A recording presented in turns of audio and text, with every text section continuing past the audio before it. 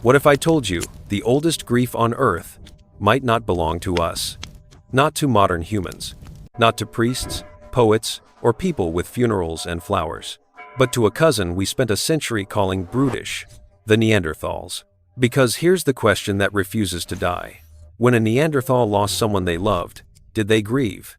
Or did they simply move the body like nature does because it was dangerous to leave behind?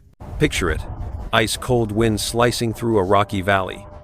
Smoke clinging to fur. A small group moving slower than they should because they're carrying someone. Not food, not firewood, a person. And they could leave that body. Predators would take it, the snow would cover it, survival would be easier if they just kept walking.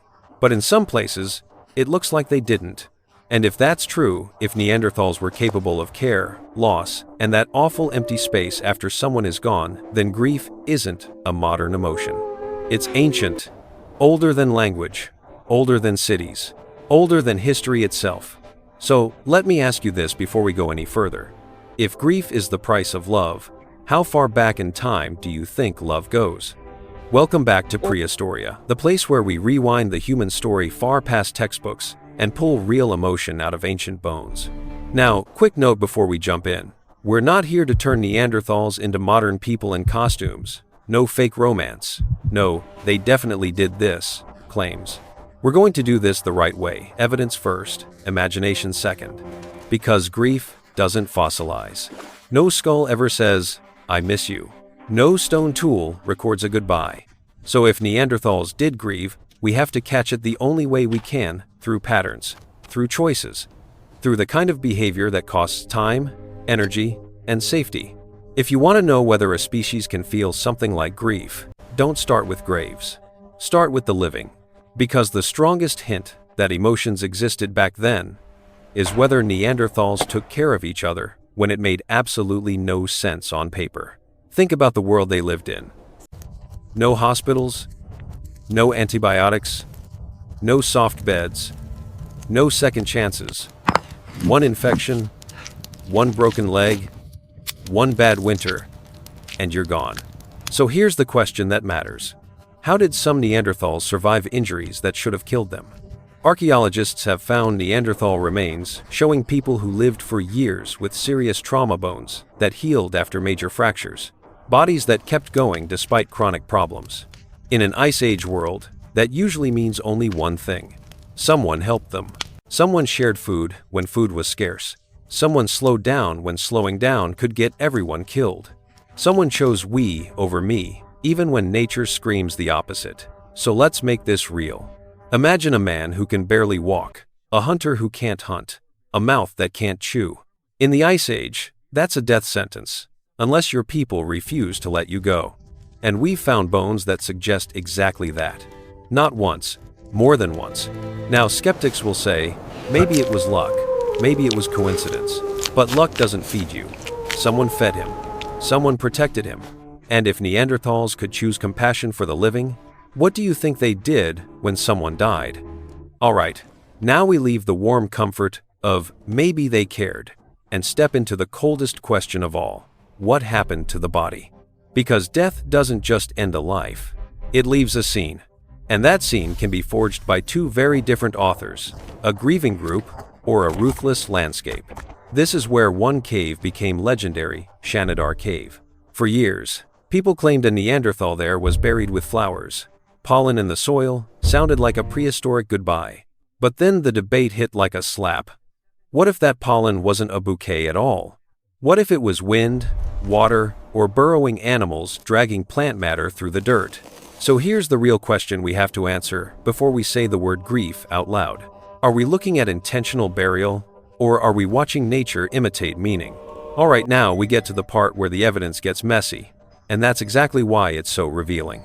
Because when people hear Neanderthal burial, they imagine a scene that looks suspiciously like us. A grave, a ritual, maybe gifts placed beside the body, like some prehistoric goodbye letter.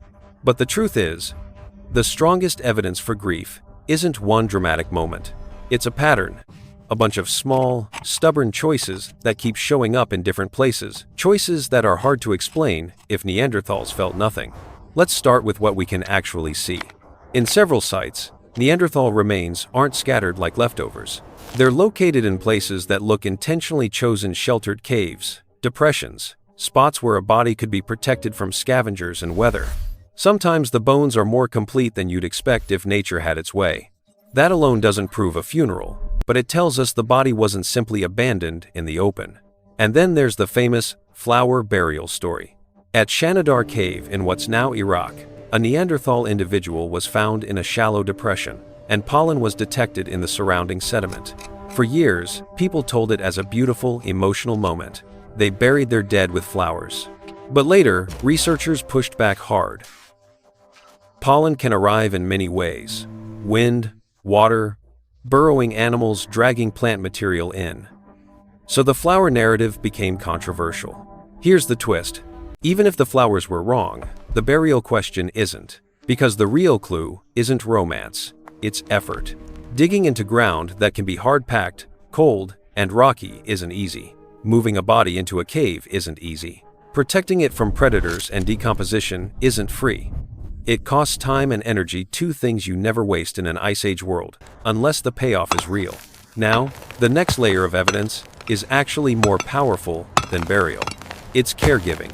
There are Neanderthal skeletons with injuries that, frankly, would end most lives in a brutal environment. Badly healed fractures, signs of long-term disability, damage that suggests limited mobility, even severe tooth loss in some individuals who still lived for years after. Think about that.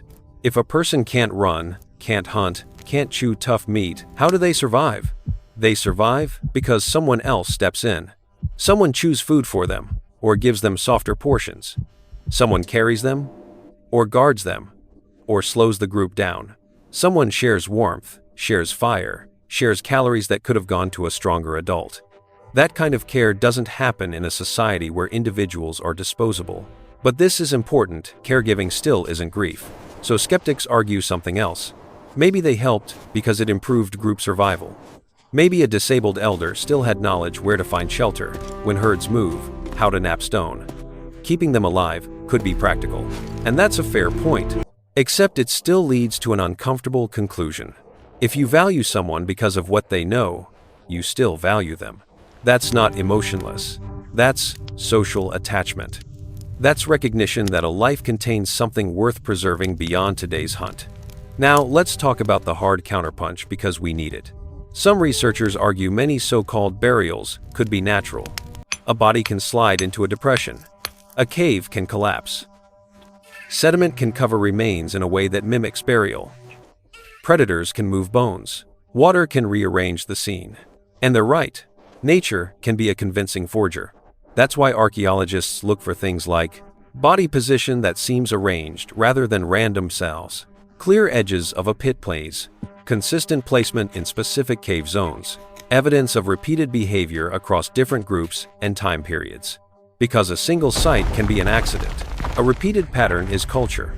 And culture is where grief starts to become possible, because grief isn't only a feeling, it's a behavior.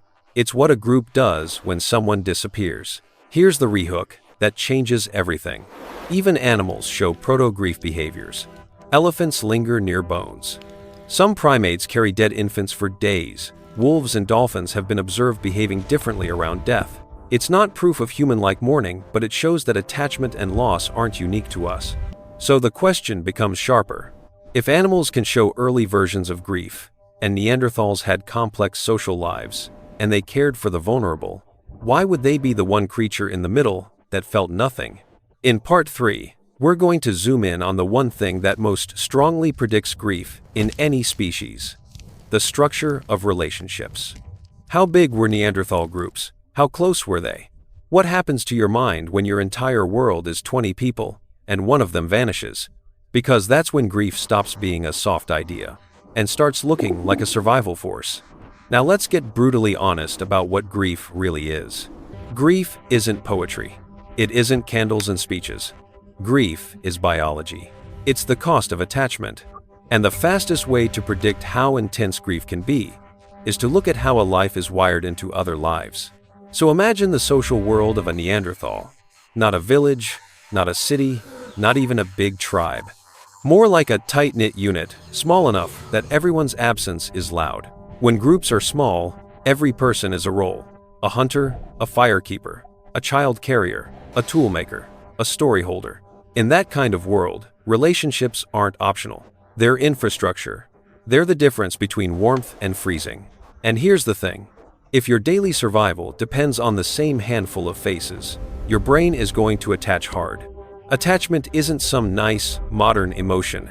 It's an ancient system that evolved because it works. It keeps parents near babies. It keeps allies close. It keeps groups from splintering when the world gets dangerous. But attachment has a shadow. When someone dies, your brain doesn't instantly update. It keeps expecting them. It keeps scanning for them. And that mismatch, expectation versus reality, is grief. Now, skeptics will say, okay, but we still can't prove Neanderthals experienced that inner storm.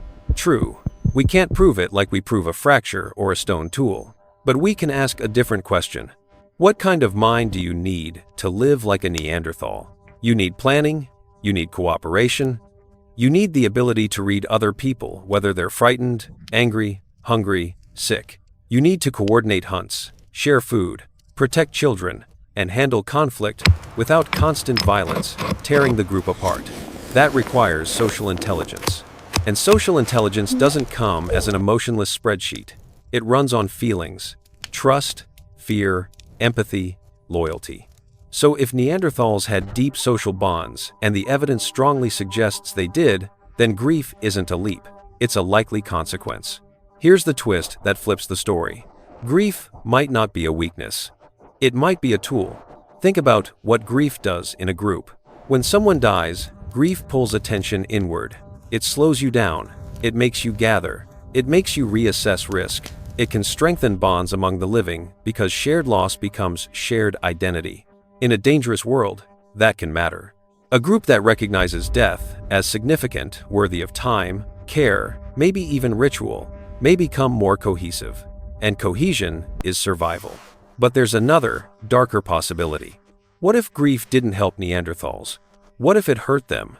If Neanderthal groups were small and scattered, each death would hit like a collapse of architecture. Losing one adult might mean losing a hunter. Losing one elder might mean losing knowledge. Losing one mother might mean losing multiple children over time. And that kind of repeated loss, winter after winter, injury after injury, could create a world where grief is constant. Not a single funeral, a cycle. And if your population is already thin, constant loss becomes a math problem you can't outrun. So grief becomes tragic in two directions. It's proof of love and connection. And it's also the pain that comes from living on the edge of extinction. Now let's anchor this in something personal. You've probably felt it, at least a version of it. That moment when you reach for your phone to text someone who's gone. The moment when you hear a song and your stomach drops before your brain can even explain why. The moment your body reacts like they might still walk through the door. That isn't modern. That's ancient circuitry. And if Neanderthals shared enough of that circuitry, and we know modern humans and Neanderthals interbred, meaning we weren't some alien species to each other, then it becomes very hard to argue they were blank inside. Here's the rehook. Maybe the most human thing about Neanderthals wasn't their tools, it was their losses. But before we romanticize them into saints, we need to land this responsibly. Because the honest answer is, we can't prove Neanderthal grief the way we prove gravity. What we can do is weigh the evidence and the logic of social life and admit what it points toward. In part 4, I'm going to give you the final synthesis. What we can say with confidence. What we should stop claiming way. And the bigger lesson, grief teaches us about what it means to be human H. And at the end, I'll ask you one question that might change how you see your own emotions, because it connects you to a person who lived tens of thousands of years ago, under a sky with no city lights. So, did Neanderthals grieve? Here's the most honest answer we can give. We can't read their minds, but we can read their choices. And their choices don't look like a species that treated each other as disposable. Across multiple sites and multiple individuals, we see signs of three things that matter. They stayed with the vulnerable. Some Neanderthals lived long after injuries or illnesses that would have been deadly without help. That strongly suggests caregiving, food shared, protection offered, movement slowed, warmth given. They didn't always leave the dead to the open world. In some cases, remains appear in sheltered places, sometimes in ways consistent with intentional placement. Not every case is a ritual, not every case is a grave, but enough cases raise the same question: why spend effort here? Their lives require deep social bonding. Small group survival demands cooperation and attachment. Attachment is the soil grief grows in. If Neanderthals formed bonds strong enough to support caregiving, grief becomes not just possible, it becomes expected. Now, what should we stop claiming? We should stop pretending we've found a prehistoric Hallmark card. We don't need to insist on flowers or modern-style funerals to make the point. In fact, that's where we risk projecting our worldview onto theirs. Neanderthal grief, if it existed, probably wasn't dressed up in ceremony. It may have been simple and raw. A body protected from scavengers. A few people lingering longer than necessary. A group moving quieter than usual. The fire burning lower, because no one has the energy to keep feeding it. That's the thing about grief. It doesn't require a script. It only requires that someone mattered. And this is where the story turns back onto us. Because we like to imagine human evolution as a ladder each rung cleaner, smarter, more civilized. But grief doesn't fit that story. Grief is messy. It's irrational. It's inconvenient. And yet, grief might be one of the oldest proofs that we were never built to be alone. Here's the lesson one worth more than any fossil debate. Compassion is not a luxury. It's a survival technology. When a species cares for the injured, it preserves knowledge. When a group protects children, it protects the future. When people honor the dead, they reinforce the living, reminding each other, you matter here. You belong. If Neanderthals grieved, then grief is not just pain. It's evidence of connection so deep your brain doesn't know how to stop reaching for it. And if they didn't grieve the way we do, if what we're seeing is purely practical behavior, then that's still a warning. Because it means the line between meaning and survival can be thin. Under enough pressure, even the richest inner world can shrink into pure necessity. Either way, the takeaway is the same.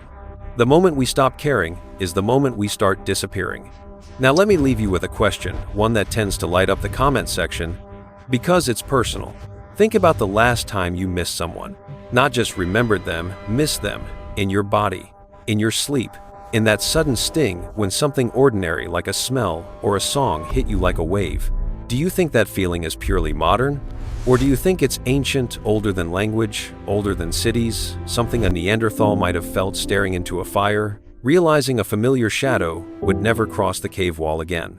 So here's my question for you. If Neanderthals could grieve, does that make their extinction feel more tragic to you? Or does it make you feel closer to them? And why? Drop your answer below. I read the comments, and I'm genuinely curious where you land on this.